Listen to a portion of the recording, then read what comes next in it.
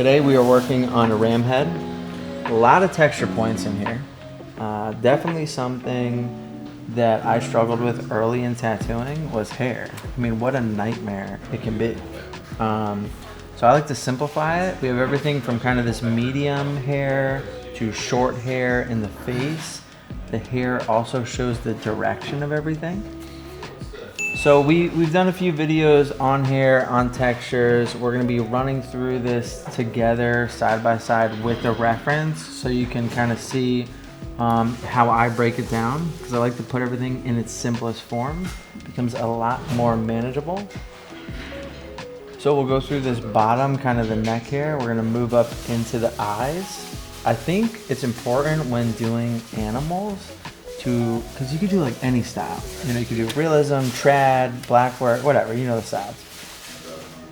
For me, it can become really mundane or not fun unless it's in the style that I like to do. Like there was forever that I was like, no more wolves. You know, I just didn't want to do any more wolves. But then actually figuring out how to do like a wolf in a style that I liked, I used to just love to do photorealism. Yeah. Photorealism with blurred background. I thought it was so cool, like a nice thing of photography. Now, you know, the style has changed a little bit, a little less realistic, a little darker aesthetic. So as long as I can get the animals like in the style, it still remains fun. And I just say this because there was like years where I was like, no more animals, yeah. You know?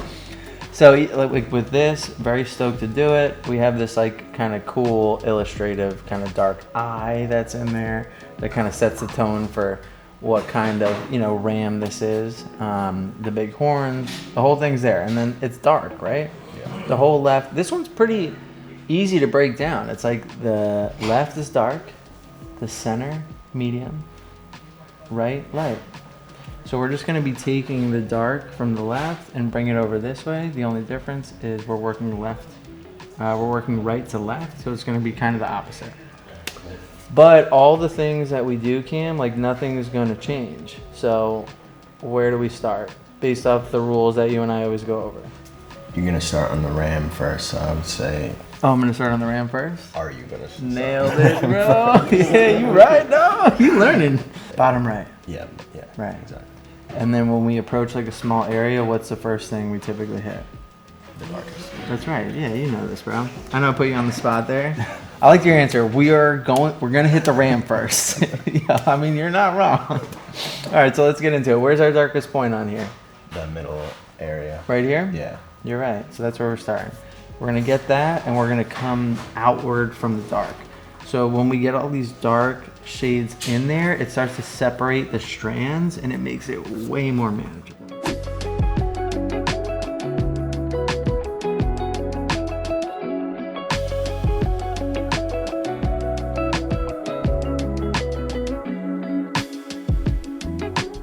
Cool, so we have our dark and our black, right? For me, this is a lot easier because it like breaks it into sections now. So now I'm just gonna come over here. It's like we have 1, 2, 3, 4, 5, right? We have like some background stuff going on, but I'm gonna hit that later. I'm gonna get our forefront in, and then based on that, decide how the background looks.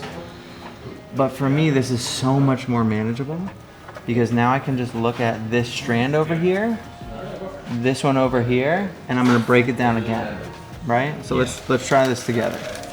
Just this strand. So see this dark part here on the left? That's our darkest part. So we've already done that, right? True. So what are we doing next? Say this. That upside down triangle? Yeah. 100%. What's after that? Then it would be the mid part. Where? To the left, like to the right of this darkest. Yep. Right there. So upside down triangle, long spike. Yeah. And then we're coming and then here. I would say that. Yeah. Yeah. So and that's how we're gonna do each section of hair. Right. There are little fades and things that exist in there if you want to take it to the next level. So like, cool, there it's just a black triangle. Yeah. When we come there and actually look at the reference, it's darker on this right side and it kind of fades out. So we can start implementing those things, but now we have our order of operations, if we want to call it. Yeah. So we have our triangle, our long spike, and then this and that, right? Yeah. So let's get those in there. And as you start to like learn the piece, you can implement like some of your own flair to it. Like you're like, oh, I'm doing hair, you know. So you kind of come in here. I'm like, I'm gonna dig this out a little bit so that it turns it more into like a strand. If I was doing like a face, I wouldn't dig because I'm like, whoa, they don't have those drastic lines. But as you become like more familiar with your textures, you can implement like little things into these small shapes, like as needed. So, oh, this is hair, so I'll dig up here. You can even put like a little, flick on the outside, so it's like rounded. Like you can have fun with it, but it's way easier for me to have fun with it in really small sections than all over the fucking place, you know? Now just to keep everything in the same value, I'm shading over the black and the new skin, right? What does that do? Why wouldn't I just shade over the new skin? Well, it's adding darkness to the black that's already there. 100%. It's darkening everything together. It's keeping the space between the values equal. And I'm just using black. I'm running at the same speed. Everything is the same.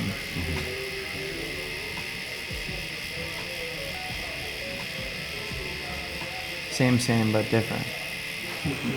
So they're still looking a little light in comparison to what it is. So I'm going to bump this up.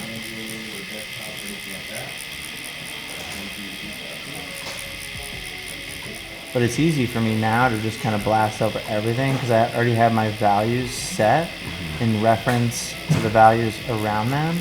So if I just give everything a one pass, everything will get darker. If my spacing between values is what I want it to be, like cool, this is just a little darker, this is a lot darker, and then I just blast a layer of black on top, it's going to keep everything the tone that I want it to be in relation to the first one, which in this case is like a dark gray, almost black. Yeah. Like, see how they're still staying separate as I like go over all of them? Yeah. I know I'm doing it like quick and it's a little hard to like follow, but it's really just a one pass. Cool. I got that in there now.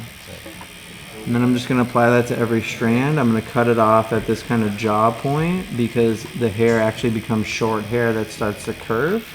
So that's a whole different section. So now I'm going to run through all these with the exact method that you just explained.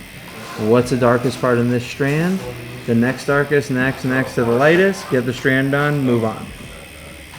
It's pretty manageable, right? Yeah. Do you think it's easier than when we first started? And be honest, don't just say it because it's on the video. No, being honest, it is easier to just get the concept of like you doing smaller pieces and moving on. Yeah. And that makes it a lot less complicated. How were you feeling when we started, when we looked at it? Were you intimidated? Were you like, oh, this is easy? No, I'm very intimidated. Yeah. You're like, what the hell are we doing here? Yeah. Did you fear for our client that we were gonna fuck his tattoo up? Nah, he's in good hands. Yeah. In my mind, it's like I'm trying to think about how I would attack it, and it's definitely different. Well, that makes one of us. Cool. Let's finish the hair out and we'll check back in.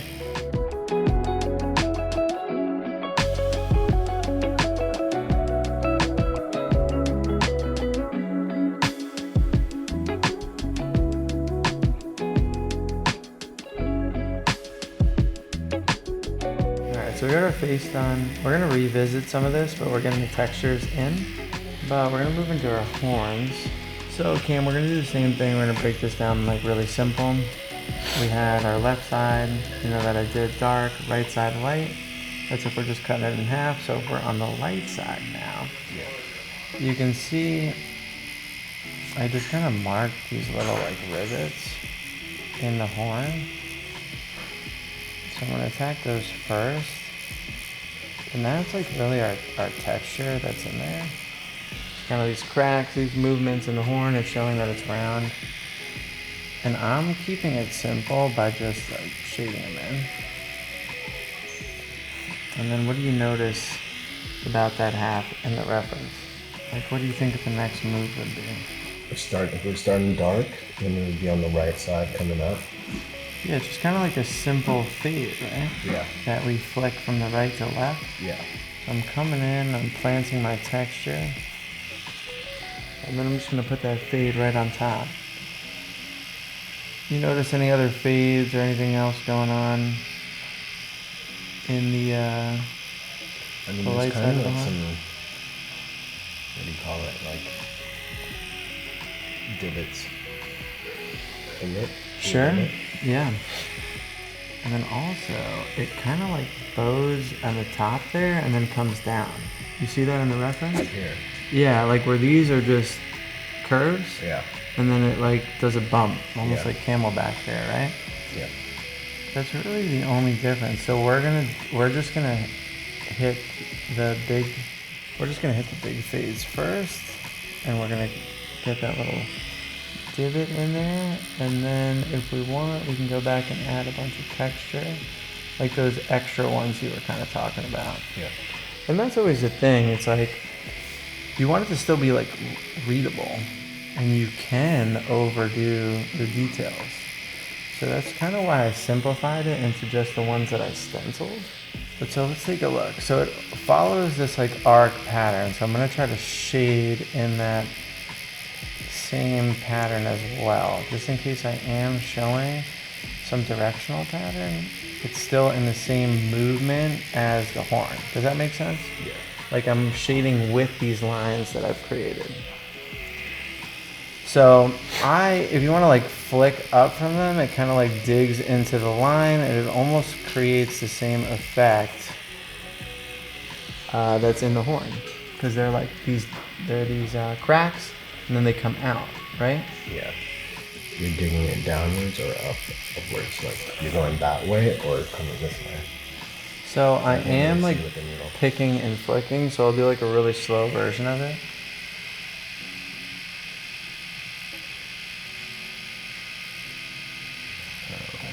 Right, so I'm hitting the line and then I'm flicking out.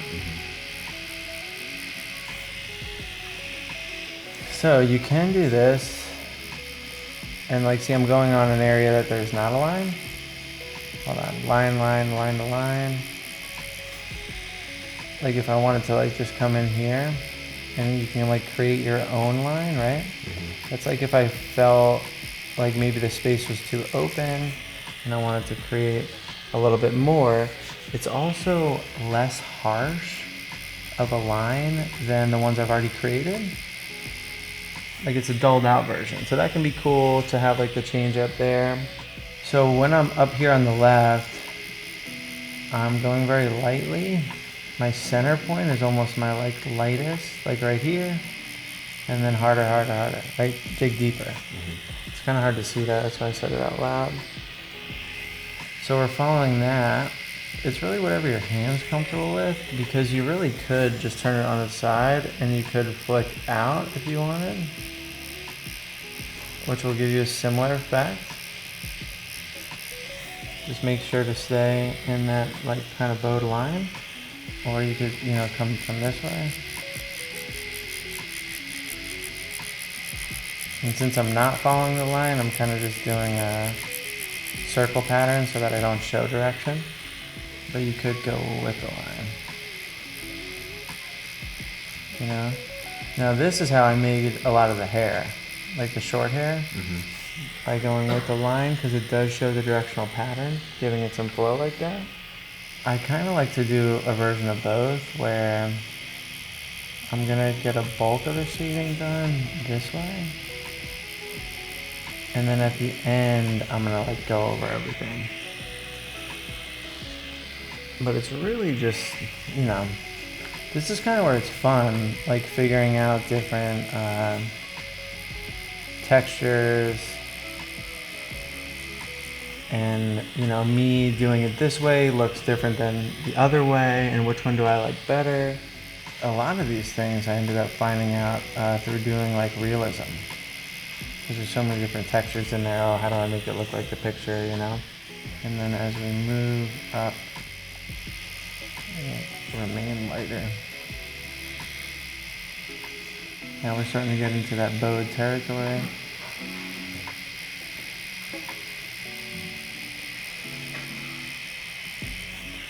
And all that does is it puts like a little harsher of a shade on the bottom slope of it. You know, so like really if we just kind of added some here.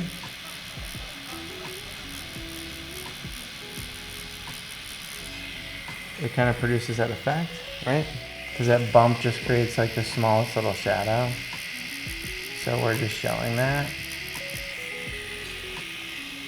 And a lot of the top of this is like pretty light. I'm gonna kind of lean on that a little bit to frame out the top, just so the tattoo has like a nice spot to end. You know what I mean? Just so it's not like open skin and a weird gray line. Mm-hmm. There'll even be times where like I want to frame out the tattoo and I'll make it darker than is in the reference. Like especially like in this one in the reference, the background is black, which frames out this light horn. So I'll just kind of like drive that line in there a little bit more and then just pick and flick down, keep it kind of a tight pick and flick. And it just helps, it makes it look more of a natural like end, because we're not gonna do a black background. So that's kind of like a choice, a decision I'm making like in the tattoo, you know? Mm-hmm. Shade over the whole thing. I'm gonna make the back a little bit darker so that it stays behind. I'll like go over the whole thing like this. I'm just gonna fill in some of the spots that look like a little empty.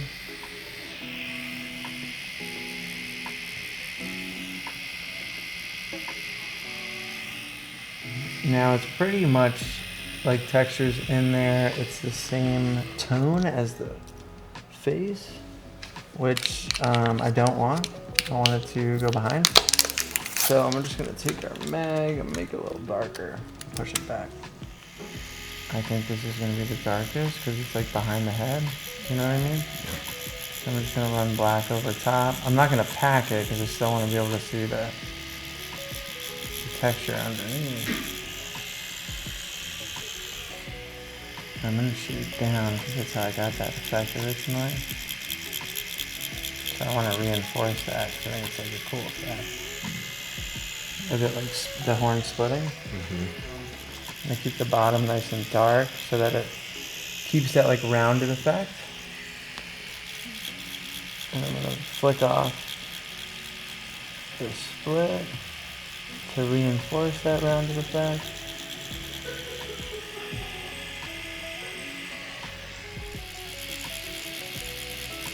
And I'm gonna flick off the side of the face, add some separation with the face. You really could just make this solid black if you wanted to.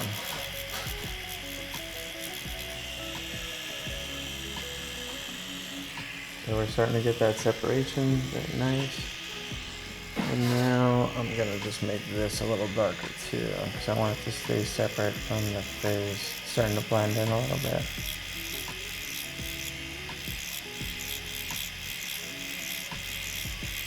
I'm just kind of using a wash and just very gently going over it.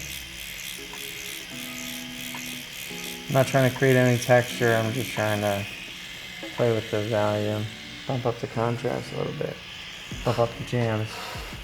Where's our lightest point on the horn?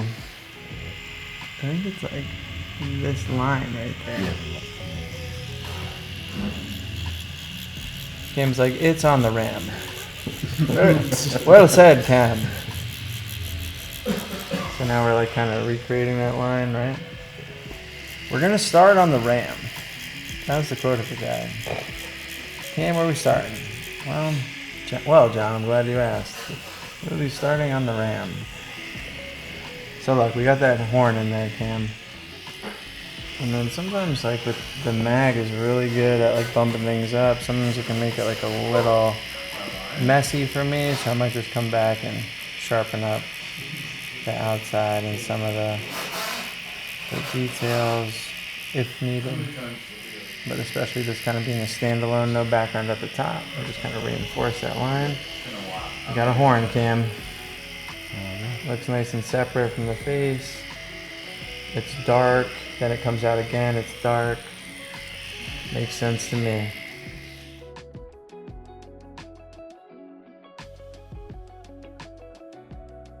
Cool, so we are done. we talked about our, 3 sections, darkest on the left, which in this case is on the back of his arm. You can see like most of this is in darkness. I just kind of politely faded it off here because we have another piece on the back. So nothing crazy, not a hard cut, but like, that's dark. We have kind of our medium. The lightest point is what in our medium? The eye, right? Oh, the eye. Okay. And then we move to the light here. All this is pretty light. Our beard is still dark, but this whole, this is gonna heal pretty light. A lot of this value we're seeing here is half redness, just from irritation on the arm. So this is gonna heal nice and open on the nose. And when we turn here, I feel like, all the focus goes to the face, because we have that light appearing there, right? Yeah. We push back the horns dark. We have some light on the horn here. You can see what it is. And then it mainly fades into darkness. It keeps a lot of focus on the face, the eye, the beginning of the horns, and that's it. So yeah, we're gonna let this settle, beat them up pretty good today. And then we'll get some pictures and videos, get them wrapped up.